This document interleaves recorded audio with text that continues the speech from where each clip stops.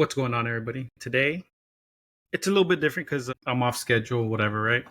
But that's fine. We'll get through this like we always do. I'm gonna rush through it a little bit because it's freezing. Because I do have to go to work. So this will be like a 30-minute, 40-minute episode. Nope. Don't want that one. Don't want that one. I want my intro. Where's my intro? My intro not here. It's just my intro. That's my intro. Let's do it live. Let's go.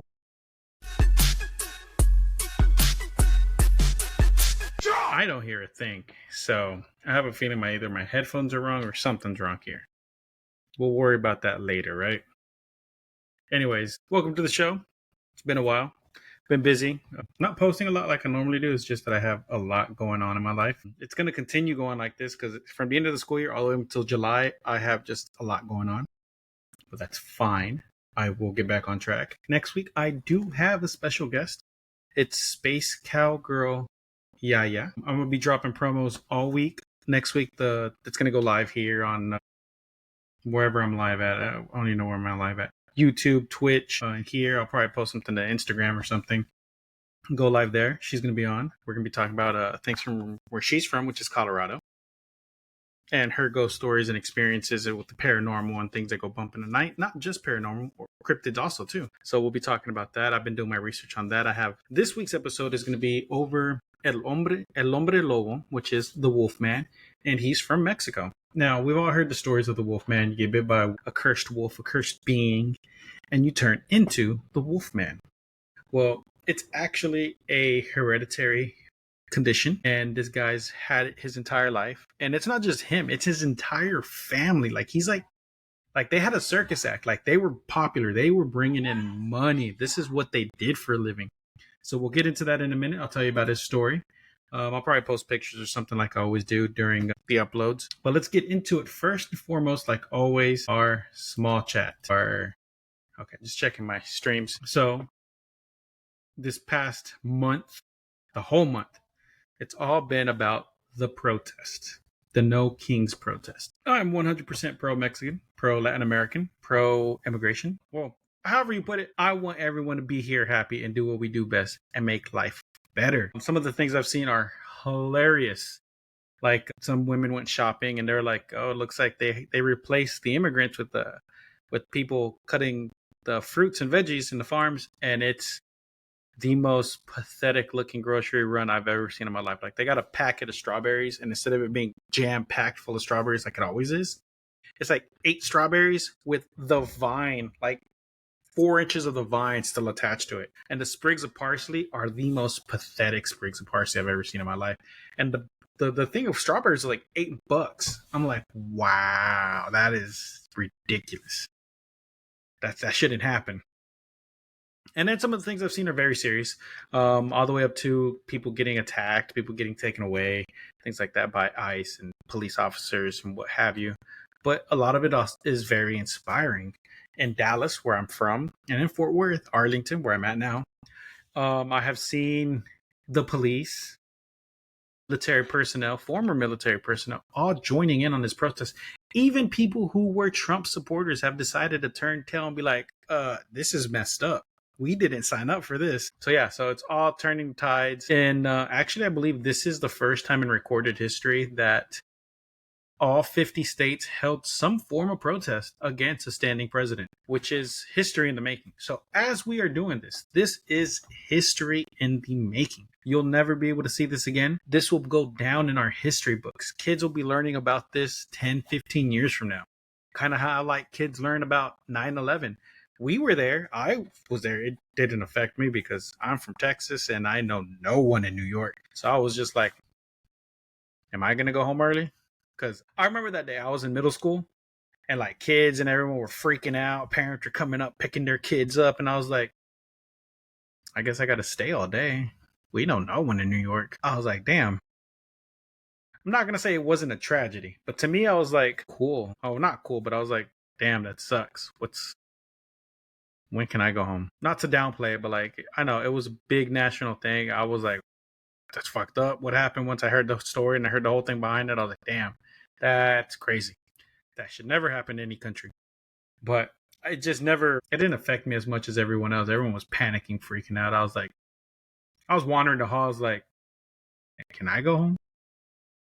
They made it a point of like, you can't go home. Your parents have to come pick you up because of security. I was like, we're in a small town, an offshoot of Dallas. They're not doing anything to us.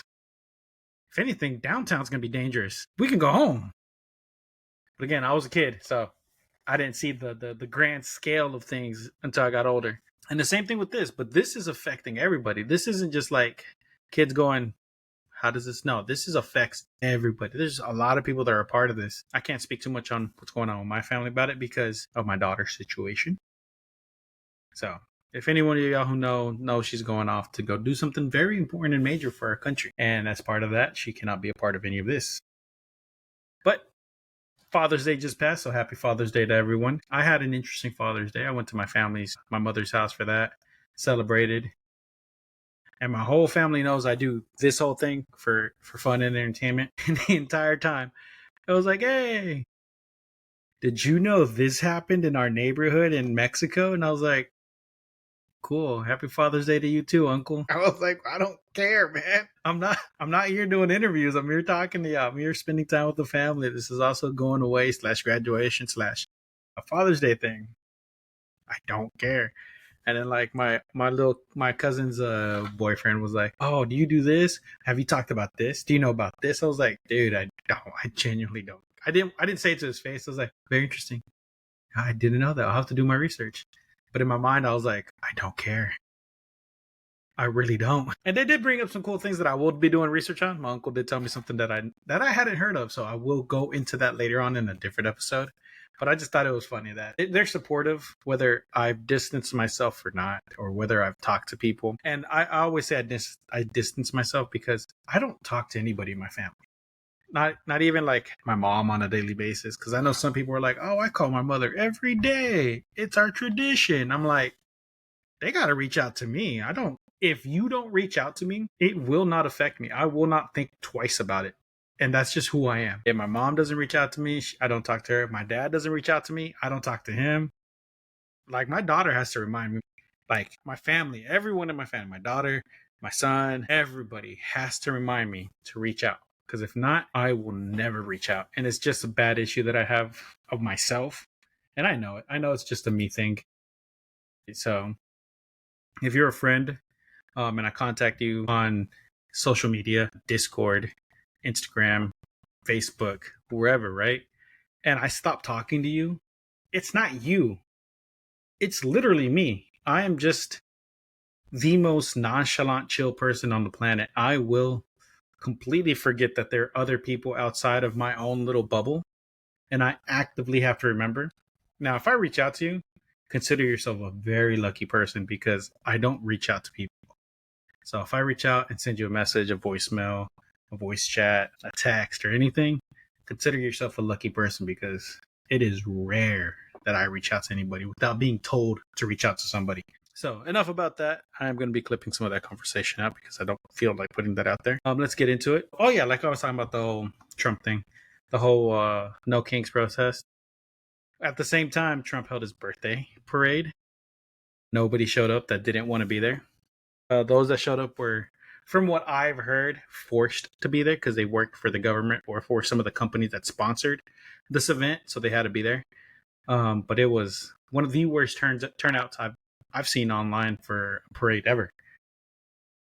They're calling it the squeaky tank parade because there was a tank with like some wheels that just squeaked the entire time, and it sounded hilarious. Like, oh my God, this should not have happened. I'm going to be doing this off the cuff, old school, like what we did when we first started doing the podcast. I do have a script, but I do not have my hard drive with me, my 2 terabyte hard drive that I have my stuff on there.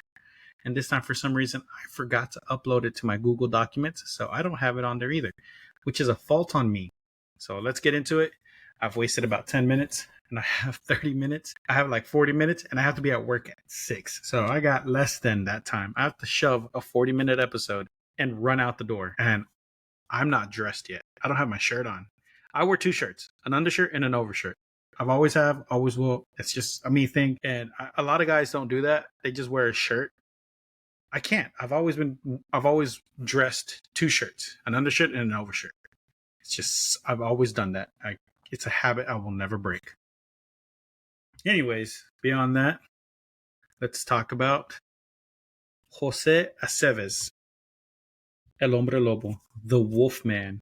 He's been on TV a few times: Human Mutants for the BBC, Grand Prix of Human Wonders in Japan, The Maury Povich Show, Monster Quest, Chewy, the Wolfman, a feature-length documentary film by Eva Arejes from Mexico.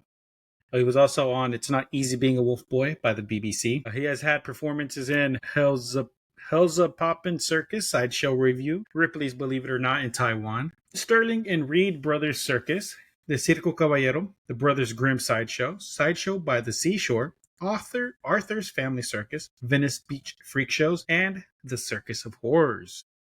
You can understand why he was part of the Circus of Horrors, just because he's the Wolfman. Horror movies, things like that. That's him. He's a cool guy, though. I've seen him on interviews. He's an amazing person. He's very happy, very jovial, and he always has like a little brush with him. He's always brushing his hair, because like his whole face, like he's just covered in hair. He's the Wolfman. So I'll be reading a little bit, talking a little bit about him, and doing a deep dive on him. So let's see. I gotta pull up more. There you go. I gotta pull up a few things about him. Jose Aceves, born in Loreto, Zacatecas, Mexico in 1968, is the second person in his family born with the rare condition known as hypertrichosis. He is married and has 2 daughters, both of whom have the condition. His sister Lily was also born with the hypertrichosis.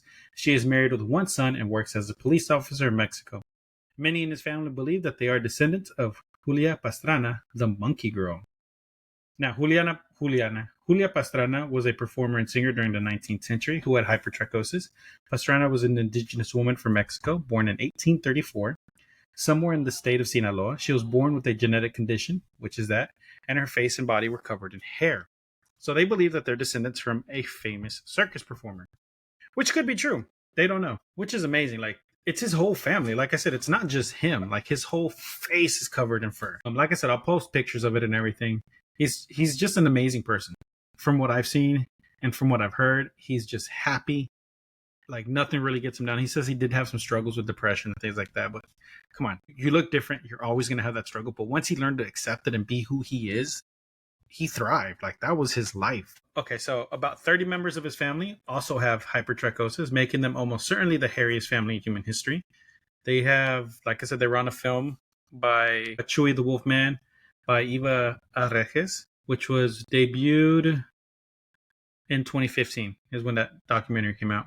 So, as a child, there's a fly in here. As a child, the thick, dark hair that covers his entire face quickly earned Aceves the nickname the Little Wolf, El Lobo.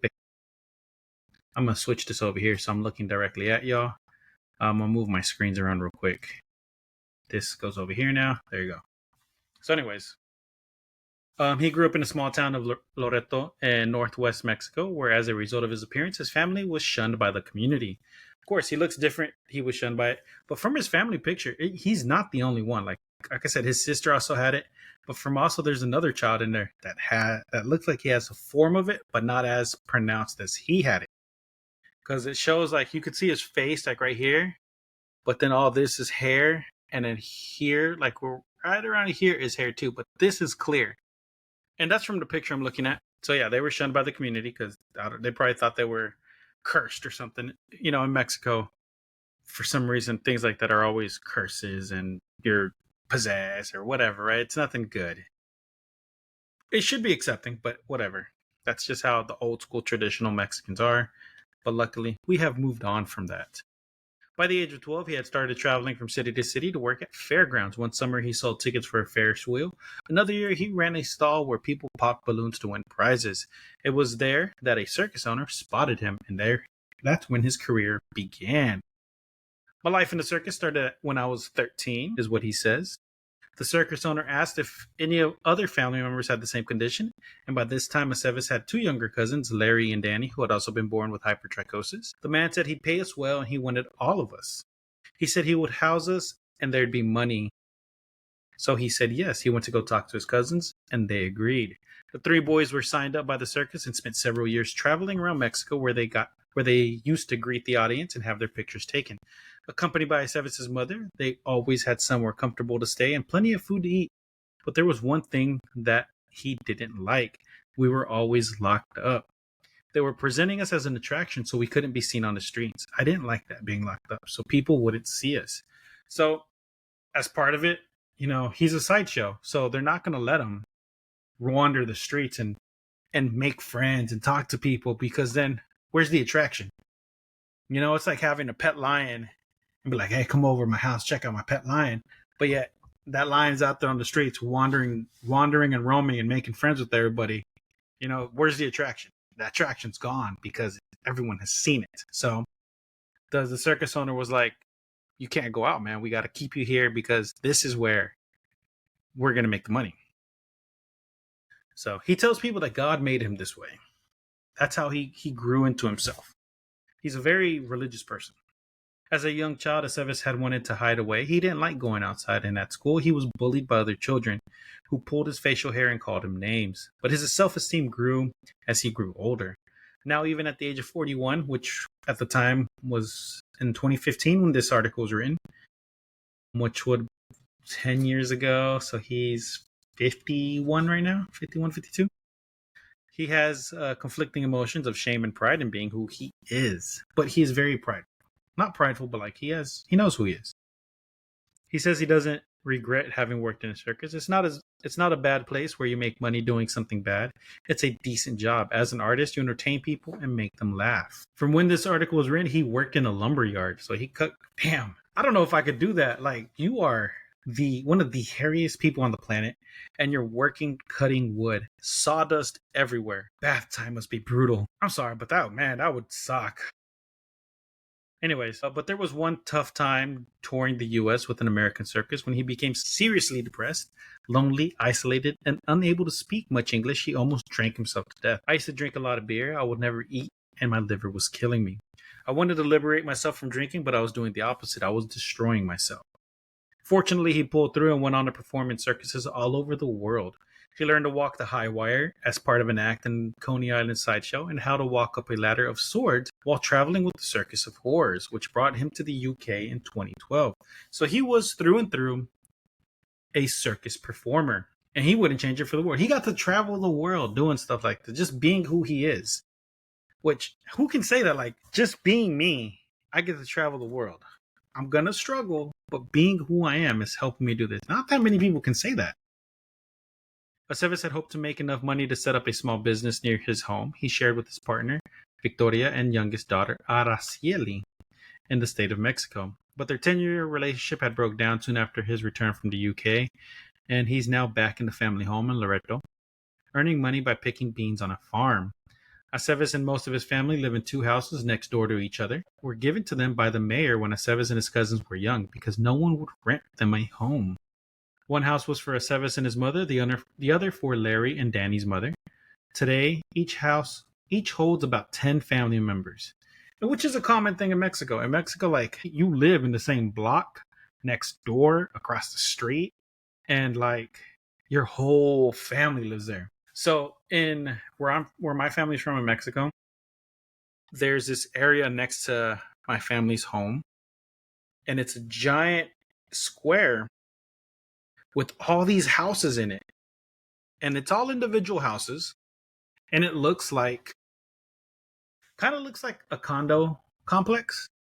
But that's not what it is. It's all the families that grew up there that split up this division of land, this plot of land, and built their own houses on there. So that's what it is. And that's how a lot of families live. Now, I haven't been there quite some time, so I don't know if it's still the same, if it's all the same family still, or if, if everyone decided to grow up and, leave, which happens. But yeah. Aceves has 3 daughters, all of whom have been born with hypertrichosis. His eldest, Carla, is now in her early 20s, so she'd be 30-something right around now. Her mother left when she was a baby, and because her father was always away, she was raised by her grandmother, which is a common thing in Mexico. In Hispanic communities, actually. It's harder for the women because it's less socially acceptable for a woman to be very hairy, says Eva Arrejes, who's the one who did the documentary. Most of the women have been abandoned by the non-hairy partners that fathered their children, but for the men, they are actually considered virile virile or whatever, however you want to pronounce that word, and tend to have a lot of girlfriends. So for some reason, they like that. They're like, yeah, I'm the Wolfman. I couldn't, man. You give me that kind of power with the confidence that I have now. Oh my God. I'd be walking up to women like, I'm the Wolfman. That'd be so stupid. I'd be so stupid. Growling in women's ears. Man, I'm happy for them, I guess. They found their thing in life. They're glad for who they are. Some of them are struggling, but a lot of them are happy for who they are, right? It's just funny though. To me it's funny because like I could not read that and not be like, you know what I mean? Like if I was born into this family as who I am now, the kind of person and confidence that I have now, and I go outside and there's women just waiting for me, I would howl. I would play into it so much. My God. I'd have so many kids. Anyways, let's get back to it, man. I'm stupid. Leave me alone. Don't ignore me. I'm dumb. Carla's the only one in the family who has finished high school, but she still has a hard time finding work. She has beautiful eyes. She has hair here, here, here. It's thinner here, but you can see it more pronounced here, and a little bit on her arm. From the picture I'm looking at, there's a little bit on her arm, and down her neck. But honestly, it's not like her dad. Her dad's like, he looks like the Wolfman. I'm a sucker for eyes, man. Oh, let's continue on with this before I drive myself crazy. Anyways, after giving birth to a baby, she was abandoned by the child's father, as is the case with all of the women in this family for some reason. I get it. I understand. It's for the man. I can imagine, how do I put this? Like, I can imagine like seeing this and like I'll put a picture of her on here later. But yeah, and then like having a kid, and then now you're worried. Now you got that in your head, like you're worried, like, what if my kid has it, you know? And now you see your child and they show signs of them having it because there's a high probability, because this family, it's in their genetics no matter what. So now you see it, you panic, you freak out, you leave. And now they're gone. They're either going to like live life to whatever, right? Or they're going to be guilty the rest of their lives, like, damn, you know, but it's that fear. And then now it's like, okay, so now I've seen the way the baby mama is. She's struggling. I don't know if I could stay and watch my child struggle. And they're either going to leave and be considered assholes or deadbeats, or they're going to stay and try and then leave because they can't do it. They can't stand to see that pain. And it's a very hard thing to swallow, but that's just how a lot of men are in Mexico. And it may not just be Mexico; it'll be other countries too. But part of it is it's a hyper masculine society. It's all machismo. It's all, you got to wear boots and jeans, and you got to work with your hands. Like me, I work in a warehouse, air conditioned, at a computer, training people. Right? I get up, I get on my little machine, and then I show people how to drive their machines, and that's it. I don't do hard work anymore. When I first started, I was throwing boxes. I was driving a forklift. I was manual labor. Now I'm at a computer. I wouldn't be seen as much of a man as somebody who works in the field, someone that works for the city, throwing trash, or someone like that. Now, there are respectable positions of power, which plays into that machismo. But other than that, I'd just be like lower level rung, you know, like, you don't even do nothing, dude. So with that kind of pride and pressure on most men in that kind of a society, they wouldn't know how to be vulnerable enough to be able to take care of a child. Like, would I? Yeah, sure, why not? My son, special needs. I don't care. I'll fight for him any day of the week. But that's because I grew up over here with different standards in a different society. Now, there's other cases of this. The earliest recorded case is Petras Gonçalves, born in 1537 in Tenerife. He was exhibited at royal courts in Europe with his children who also had the condition. Then there was Julia Pastrana from Mexico. And they say they could be a distant relative, also known as the ape woman or the monkey girl. Her son lived only a few days longer. She married her manager and died shortly after giving birth in 1860. Her son only lived for a little bit longer after that, and her husband continued to tour with their embalmed bodies. They had to make money. The woman called Creu was born in Thailand in 1876 and became the marvel of her age, touted as proof of Darwin's missing link between apes and humans. And then there was Russia's Jojo the Dog Boy. The dog-faced boy was one of the stars of the American circus of Barnum and Bailey. By the 1880s, he had become one of the highest-paid sideshow performers of all time. No one knows what. No one really. No one is really sure what causes hypertrichosis or how to cure it. What they do know is there are about 50 documented cases in human history, and and this is one of the families of this. In Aceves' family, the X chromosome appears to be the location of the mutation. This means that for men who have this mutation, all of their daughters will inherit it, but none of their sons. And the women who have the gene, half of their children will also have hypertrichosis, regardless of whether they're male or female, because the women, is what carries that chromosome. And you get half and half. So it's going to happen. Scientists have studied Aceves and his family. They were particularly interested in his excess hair because they wanted to find a cure for alopecia, for baldness. They know it's a gene that has laid dormant for a very long time, which suddenly resurfaces, but they don't know how to turn it on or off. Aceves trims his hair on his face, and some of the women in his family shave their faces. The women tend to have beards and hair on their foreheads, so it's a little sparser. For the men, it's impossible to shave completely because they have hair on their nose. They can't afford electrolysis or anything high tech, so they can't get it laser removed because it's too expensive, right? While these other procedures such as laser hair removal would reduce the amount that they have, but it would not remove it completely. Aceves has not done any circus work for a couple of years and says he has no plans to return to it in the future. He is now determined to ensure that all the younger members of his family born with hypertrichosis get an education and have confidence to look for jobs beyond circus freak shows and wolf roles. In the past, some of them have begun circus work before they can even walk. One of Aceves' nephews, Darian, was 1 year old when a circus owner came to their hometown to make an offer. Darian's mother, Gladys, had been adamant. Leo, I'm marking that to clip. Darian's mother, Gladys, had been adamant that her 2 sons would finish school, but with no partner to support her. She made the difficult decision to let people stare and touch her son for a small fee. She spent a few weeks traveling with the circus, presenting her little boy to the crowds as Darian the Wolf from the Wolf Boys. Hey, a cute little baby. Aceves' cousin Danny, with whom he began his life in the circus, also continued with it and was taken on by a well-known clown who taught him acrobatics, how to swing from the trapeze, and his favorite discipline, the trampoline. I'm going to mark that out too. Another cousin, Yulid, is thinking about enhancing his circus act by growing his hair longer and replacing his incisors with prosthetic fangs. One day he hopes to own his own circus. Other family members, though, have succeeded in forging other careers. Aceves' sister, Lilia, was until recently a police officer in Zacatecas, and his own cousin, Larry, now lives in San Bernardino in California, where he runs his own business, renting out bouncy castles and other party equipment. All his family, Aceves has been compared to, was a wolf. Sometimes wolf howls follow him down the street in the opening scene of Areje's film. He visits a zoo in Mexico City in order to see one of the animals up close. Both of our faces are covered in hair, and we both live trapped. Them in the zoo, and me in this body. At least the wolves treat me the same as they treat other humans, is what he has said before. That is a sad thing to say. Not sad, but that is kind of it puts everything into perspective, because he's these wolves, these noble, majestic animals, they're trapped here in this zoo to be stared at. And I'm trapped in my body for people to stare at.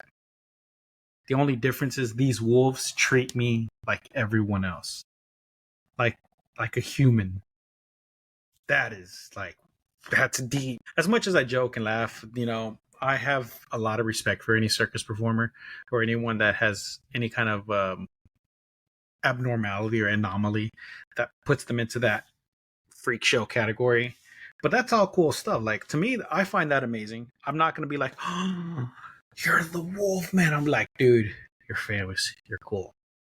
That's it. I'm not going to stare. I'm not going to touch. I'm not going to be like, oh, so fair. I don't care. I'm not that kind of person. I'm just going to be like, wow, dude.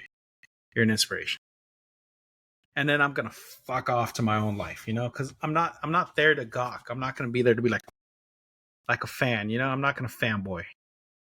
But, it's just amazing because I've met people who have some crazy talent, hidden abilities, who have things like this, who can do crazy things, who look different. And have I ever cared? No, I do not. I treat them like I treat everybody else, like a normal fucking person.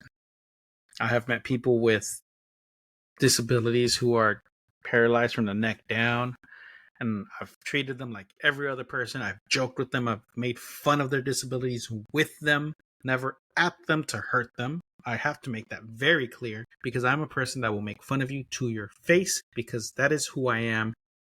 And I'm not doing it to be mean to you. I'm doing it because that's who I am. And I consider you a friend. You should hear half the crap I say about my brothers. My brother went from like a real skinny twig to he's bigger than me now. And I told him yesterday in front of my mom, in front of my cousins, my stepdad, my aunts and uncles, I was like, dude, where'd your neck go? And me and my other brother, we laughed hysterically and everyone was like, ah. And then my little brother laughed for like, you're an ass. I was like, I know. That's who I am. So if I make fun of you to your face, to you, I will make sure you laugh because I'm not doing it to be mean to you. I'm doing it because I'm your friend. So, like I said, I had a friend that was in a wheelchair, paralyzed from the neck down. He was the smartest kid I knew. He was amazing. He was awesome. I was good friends with him. I rode on the back of his wheelchair one time, his little motorized wheelchair. We had great laughs. I made fun of him. He made fun of me because I was dumb. He was paralyzed. I was like, I'm just going to walk away. He'd be like, at least I got better grades. I'm like, fuck you.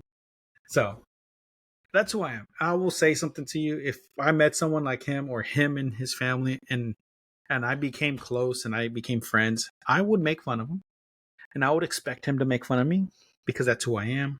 I'm a very respectful person, but I will make fun of you because that is how I show that I care to a lot of people.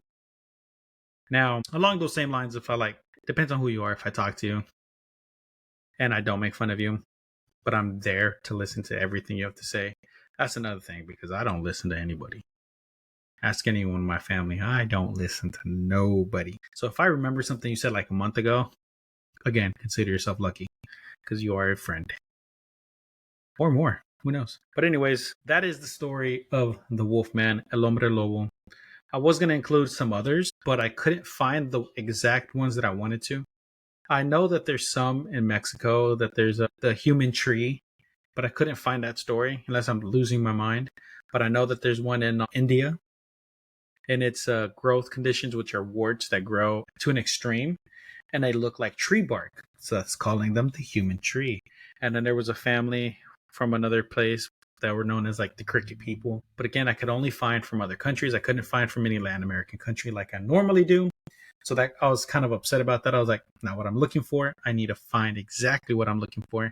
So I decided, let's do the Wolfman. The Wolfman, he's an amazing person. He has gone through a lot. And as far as I could tell, he deserves none of the hate he's ever gotten because he's a cool guy. From what I see, he's a loving family man. He's just very, this picture looks crazy. He's just a very cool guy, you know? There's a picture of him take with backlighting, so it's kind of highlighting who he is, and his face is lit from the bottom up, and he looks like a wolf. He's like, looks like he's about to bite you. But yeah, he's a cool guy. So with that, I am out. I am done. Please, you know, if y'all want to look into it, look into it. There's so many things. Just type in the Wolfman of Mexico, and his whole family will show up. That is a beetle. Anyways, I will see y'all guys later. I have to run to work because I am going to be late. Later, guys. How do I end this? Bye.